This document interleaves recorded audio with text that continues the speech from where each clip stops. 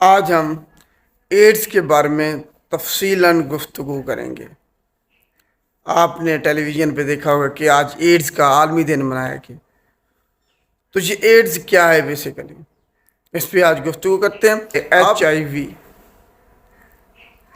وی ہے human immunodeficiency virus, نام سے ظاہر ہو رہا ہے ہیومن امیونو، انسان میں امیون سسٹم کی deficiency, human immunodeficiency virus H I V نام سے ظاہر ہو رہا ہے۔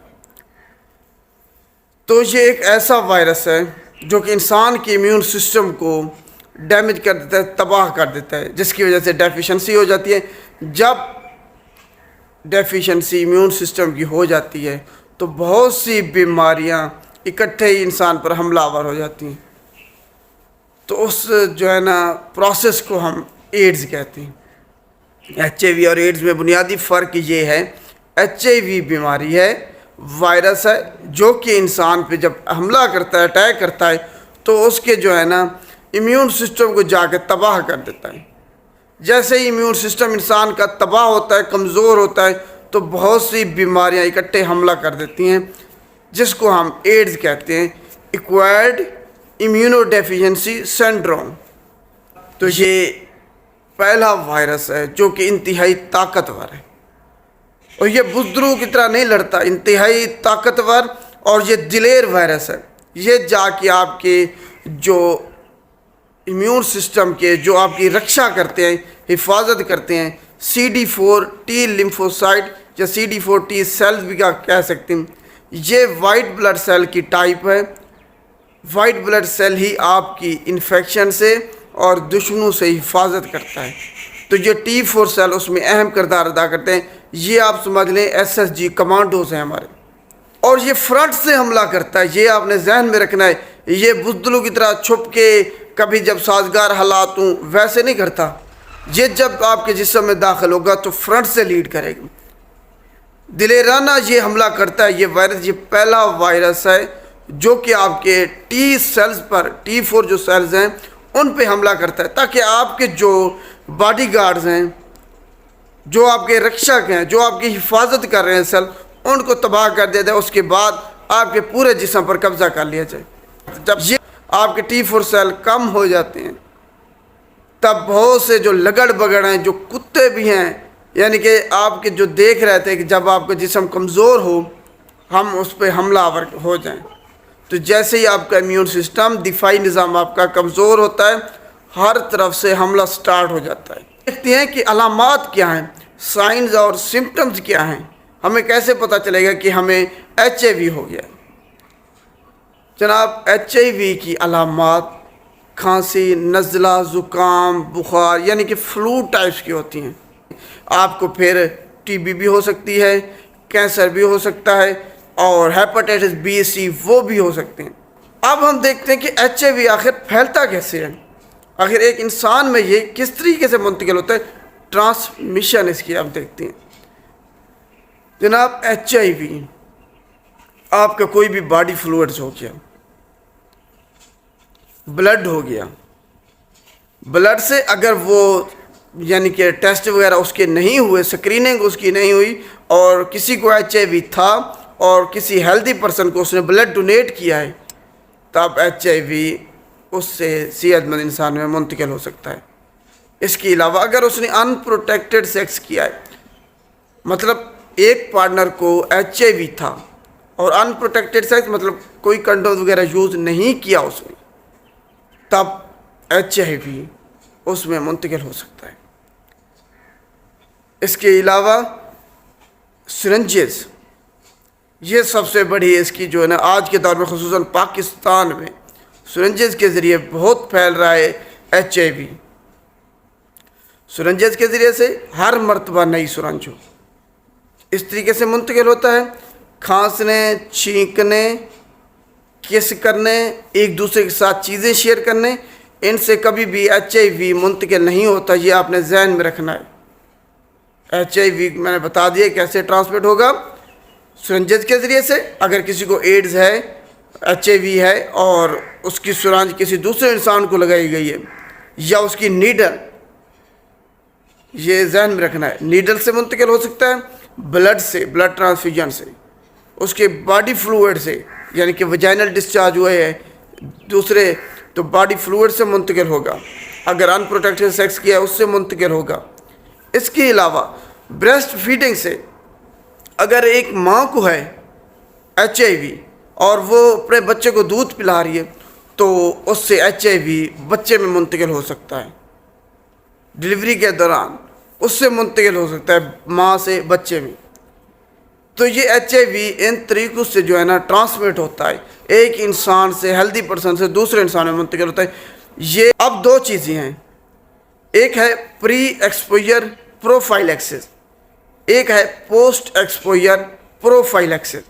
ان دونوں کو آپ سمجھنا ہے. آپ نے پری ایکسپوجر پروفائلیکسس مطلب آپ کا ایکسپوجر نہیں ہوا اس سے، آپ کا ایکسپوجر نہیں ہوا اس سے، لیکن آپ احتیاطی طور پر میڈیسن لیں، اس کو ہم کہتے ہیں پری ایکسپوجر پروفائلیکسس.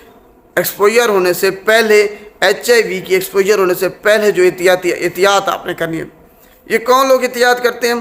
جو جناب انجیکشن لگاتے ہیں، جو نشئی حضرات ہیں، جو انجیکشن نیڈل سرنجز بار بار لگاتے ہیں، وہ اس پہ جو ہے نا پری ایکسپوجر پروفائلیکسس کے طور پر میڈیسن لیتے ہیں تاکہ HIV ان کو نہ ہو. یہ ہے پری ایکسپوجر، ایکسپوجر ہونے سے پہلے، بیماری لگنے سے پہلے احتیاطی تدابیر کہ HIV کو پریونٹ کیا جا سکے. تو یہ وہ لوگ ہیں جو خطرہ ہے، جن کو ہو سکتا ہے. جو لوگ سرنجن نشئی حضرات جو ہیں، یہ پری ایکسپوجر ہے. یا کسی کو خطرہ ہے کہ پارٹنر کے ساتھ اس طریقے سے، یہ بھی پری ایکسپوجر پروفائلیکسس میں آتا ہے. اب دوسرا ہے پوسٹ ایکسپوجر پروفائلیکسس، مطلب کسی انسان کو شک ہے کہ جو نیڈل استعمال کی گئی ہے وہ کسی HIV کے پیشنٹ کی تھی، یا پھر اگر وہ ان پروٹیکٹڈ سیکس ہے اس کو خطرہ ہے کہ اس کو HIV نہ ہو، یعنی کہ ایکسپوجر ہو گیا ہو، خطرہ ہو کہ ایکسپوجر ہو سکتا ہے، تو وہ ہے پوسٹ ایکسپوجر پروفائلیکسس. اور وہ 72 آورز کے درمیان ہی اس سے بچا جا سکتا ہے، اس کا ٹریٹمنٹ علاج ہے. یعنی کہ آپ کو خطرہ ہے کہ ایکسپوجر آپ کا ہو گیا ہے، تب آپ نے علاج کرنا ہے. میڈیسن دی جاتی ہیں آپ کو، تب آپ کو میڈیسن دی جاتی ہیں تاکہ آپ میں HIV منتقل نہ ہو. یہ ہے پوسٹ ایکسپوجر پروفائلیکسس. اور اس کے یعنی کہ 100% چانسز نہیں ہے کہ اگر آپ پوسٹ ایکسپوجر پروفائلیکسس کی میڈیسن لے بھی لیں تب بھی آپ کو HIV ہو سکتا ہے. اور جتنے زیادہ گھنٹے آپ لیٹ کریں گے علاج اتنا مشکل ہوتا جائے گا. یعنی کہ شروع میں ہی 2-4 گھنٹے 10 گھنٹے میکسیمم اس طریقے سے اگر آپ پہنچ جاتے ہیں اس سینٹر میں کہ جناب مجھے ایکسپوجر لگتا ہے، ہو گیا ہے، شک ہے مجھے، تب آپ کو میڈیسن دی جاتی ہے اور آپ اس سے محفوظ رہ سکتے ہیں. HIV آپ کو نہیں ہوگا. HIV کا کوئی علاج نہیں ہے. HIV کا کوئی علاج نہیں ہے، یہ لا علاج بیماری ہے. سب سے پہلے آپ نے ذہن میں رکھنا ہے کہ علاج کیا ہوتا ہے. جناب علاج یہ ہے کہ اگر آپ کسی چیز کا میڈیسن لے رہی ہیں وہ ختم ہو جائے. فرض کریں آپ کو بخار تھا، آپ نے اس کی میڈیسن لی، بخار آپ کا ختم ہو گیا، آپ تندرست ہو گئے. آپ کو اینیمیا تھا، خون کی کمی، آئرن ڈیفیشنسی تھی آپ کو، اور آپ نے میڈیسن لی، آئرن ڈیفیشنسی آپ کو مہینے میں، 2 مہینے میں، 3 مہینے میں ختم ہو گئی. یہ علاج ہے. HIV کا کوئی علاج نہیں ہے، صرف اینٹی ریٹرو وائرل میڈیسن یا تھراپی کی جاتی ہے آپ کی، جس سے جو HIV وائرس ہے اس کو 7 مختلف طریقوں سے جو ہے نا ہم قابو کرنے کی کوشش کرتے ہیں، صرف اس سے بچنے کے لیے کہ وہ آپ کے جو T4 سیل بچے ہوئے ہیں ان پہ حملہ نہ کریں. صرف آپ یہ پوری زندگی جاری رہتی ہے. اگر آپ نے زندہ رہنا ہے تو آپ کو HIV میڈیسن استعمال کرنی ہوگی، anti retro viral medicine therapy آپ کی کرنی ہوگی. آپ نے پاکستان میں خصوصاً عطائی جو حضرات ہیں، جو طرح غیر قانونی جو لوگوں نے لیبز بنائی ہوئے ہیں، جن میں ٹیکنیشین ہیں، میٹرک کے بعد جس نے 1 سال کا ڈپلومہ کیا ہوا ہے، کورس کیا ہوا ہے، یا وہ بھی نہیں کیا، ان کو پتہ ہی نہیں ہے کہ سرنجز، نیڈل، ان کو ہم نے ویسٹ کیسے کرنا ہے، ان پروڈکٹس کو کہاں ہم نے پھینکنا ہے. گلیوں میں پڑی ہوئی ہیں سرنجز، نیڈل ساری، اور وہ کسی بھی انسان کو لگ کے بہت بڑی تباہی کا پاکستان میں سبب بن سکتی ہیں، خصوصاً ہیپاٹائٹس بی، سی اور HIV یہ عطائی پھیلانے میں ایک اہم کردار ادا کر رہے ہیں، کیونکہ یہ ایک پڑھا لکھا طبقہ نہیں ہے، جاہل طبقہ ہے، ان کو پتہ ہی نہیں ہے کہ یہ ویسٹ پروڈکٹ انہیں کہاں ٹھکانے لگانی ہے۔ تو اس حوالے سے حکومت کو ایک پالیسی مرتب کرنی ہوگی، اگر انہیں HIV، ہیپاٹائٹس بی اور سی سے بچنا ہے تو ان کلینکس جو غیر قانونی عطائیاں لیبز ہیں ان کو بند کرنا ہوگا یا ان کو آگاہی دینی ہوگی۔ اگر آپ بند اب نہیں کرا سکتے کیونکہ یہ ہیں تو عطائی ہے، یا ٹیکنیشین جو ہیں وہ بھی عطائیوں کے زمرے میں آتے ہیں۔ 1 سال کا کون سا کورس ہوتا ہے لیب کا کہ ان کو پتہ چل جاتا ہے میٹرک کے بعد، حالانکہ میٹرک میں تو کوئی صرف بیسک چیزیں پڑھائی جاتی ہیں۔ تو ہمیں یہ دیکھنا ہوگا، ان کو بتانا ہوگا کہ یہ ویسٹ پروڈکٹ انہوں نے کہاں ٹھکانے لگانے ہیں۔ گلیوں میں پڑی ہوئی ہیں، آپ دیکھ لیں، جس گلی میں اگر عطائی بیٹھا ہے یا غیر قانونی کوئی لیب ہے وہاں پہ دیکھ لیں آپ، جو سرنجز نیڈلز ہیں وہ گلی میں پڑی ہوتی ہیں، کسی بھی انسان کو، خصوصاً جو کوڑا اٹھانے والے لوگ ہیں ان کو لگتی ہوں گی، جس سے ان کو ہیپاٹائٹس بی، سی اور HIV ہو سکتا ہے۔ اگر آپ کو HIV اور ایڈز کے بارے میں سمجھ آ گئی ہو تو اس ویڈیو کو لائک کرنا ہے آپ نے، اور شیئر زیادہ سے زیادہ کرنا ہے تاکہ سب لوگوں تک یہ ویڈیو جائے اور ان کو پتہ چل سکے کہ HIV کیسے منتقل ہوتا ہے، ایڈز کیا چیز ہے۔ کیا HIV صرف سیکس کے ذریعے سے منتقل ہوتا ہے، جو ایک غلط مسکنسیپشن ہے کہ HIV صرف جو ہے نا سیکس اگر آپ کرتے ہیں کسی دوسرے پارٹنر کے ساتھ، پارٹنر چینج کرتے رہتے ہیں تب آپ کو HIV ہو سکتا ہے۔ تو ایسا نہیں ہے، HIV کے مختلف اور بھی ذرائع ہیں جن سے یہ ایک انسان سے دوسرے انسان میں منتقل ہو سکتا ہے۔